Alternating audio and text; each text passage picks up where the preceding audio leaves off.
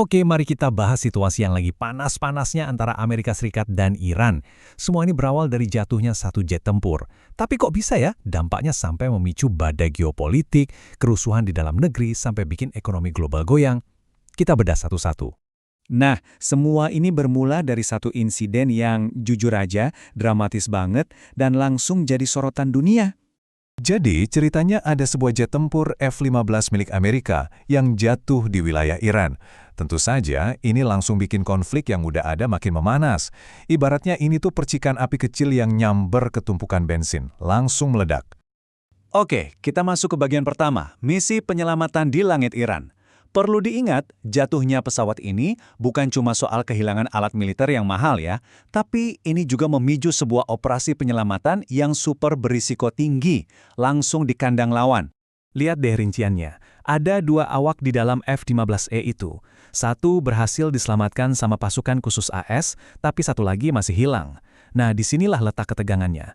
Ini bukan cuma soal teknologi, tapi soal nyawa manusia. Kalau kita lihat dari kacamata pengamat militer, operasi penyelamatan di wilayah musuh itu salah satu misi paling berbahaya. Keputusan Amerika untuk tetap mengirim tim penyelamat itu nunjukin sesuatu yang penting.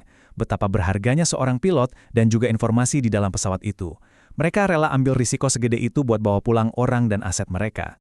Dan tentu saja, langsung muncul perang narasi. Versinya beda-beda. Amerika bilang yang jatuh itu F-15I.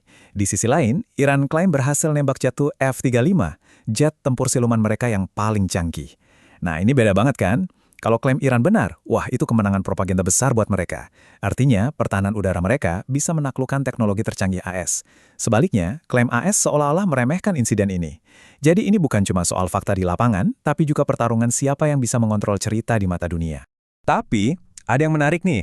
Di tengah semua drama militer ini, Presiden Trump justru bilang ke media kalau kecelakaan ini nggak akan mengganggu negosiasi untuk mengakhiri perang. Aneh kan? Ini sebenarnya manuver diplomasi yang klasik banget. Jadi mereka coba misahin insiden di lapangan dengan tujuan strategis yang lebih besar. Sinyal ini dikirim ke semua pihak, baik di dalam negeri maupun ke Iran. Seolah-olah bilang, kita masih terbuka untuk bicara damai kok. Cuma, insiden ini kan cuma satu potongan kecil dari puzzle yang jauh lebih besar, yaitu sebuah perang yang ternyata jauh dari prediksi awal semua orang. Lihat saja timeline ini. Bulan Februari, Trump prediksi perang ini bakal selesai dalam 4-6 minggu. Kenyataannya, masuk minggu keempat, pertempuran malah makin intens, bahkan sampai mengancam infrastruktur penting. Dan sekarang, udah masuk minggu kelima, perangnya masih lanjut terus tanpa ada tanda-tanda bakal selesai. Ini jelas menunjukkan kalau prediksi awal itu meleset jauh. Konfliknya ternyata jauh lebih rumit dari yang dibayangkan. Di satu sisi, Amerika secara resmi mengklaim kalau operasi Epic Fury sukses besar, berhasil melumpuhkan militer Iran. Tapi, kalau kita lihat realitanya di lapangan, ceritanya beda. Iran ternyata masih terus-terusan kasih perlawanan yang signifikan. Ini kan jadi menimbulkan pertanyaan besar, seberapa efektif sebenarnya strategi Amerika? Atau jangan-jangan mereka sudah meremehkan kekuatan militer Iran? Nah, efek perang yang berlarut-larut ini nggak cuma dirasain di medan perang aja. Gemanya sampai terdengar keras di rumah, di Amerika Serikat sendiri. Muncullah slogan ini, No Kings. 3 kata yang simple tapi dalam banget maknanya. Ini merujuk ke akar revolusi Amerika dulu, yang menentang kekuasaan raja atau tirani. Slogan ini jadi teriakan buat gelombang protes besar-besaran terhadap pemerintah yang dianggap sudah terlalu jauh melampaui batas kekuasaannya. Dan protesnya nggak main-main loh, demonstrasi besar-besaran terjadi di seluruh penjuru Amerika. Mereka nggak cuma memprotes perang di Iran, tapi juga kebijakan-kebijakan kontroversial lainnya. Di Los Angeles misalnya, situasinya sampai ricuh. Polisi bahkan harus pakai gas air mata dan granat asap. Ini semua nunjukin betapa frustrasinya masyarakat Amerika dengan perang yang nggak kunjung usai ini. Oke, jadi gelombang kejut dari konflik ini ternyata nggak berhenti di medan perang atau di jalanan Amerika. Efek dominonya sekarang mulai menghantam panggung ekonomi dunia. Sekarang kita lihat dampak ekonominya. Fokusnya ke satu tempat, Selat Hormuz. Kenapa tempat ini penting banget? Bayangin aja, ini adalah jalan tol utama buat minyak dunia. Sekitar 1/5 pasokan minyak global lewat sini setiap hari.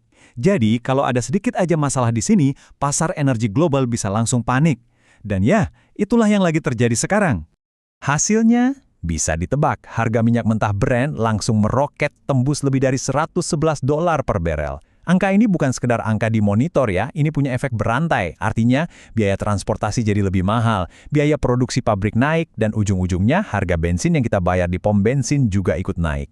Jadi, konflik yang awalnya kelihatan regional, ini sekarang jadi pemicu utama ketidakstabilan ekonomi global.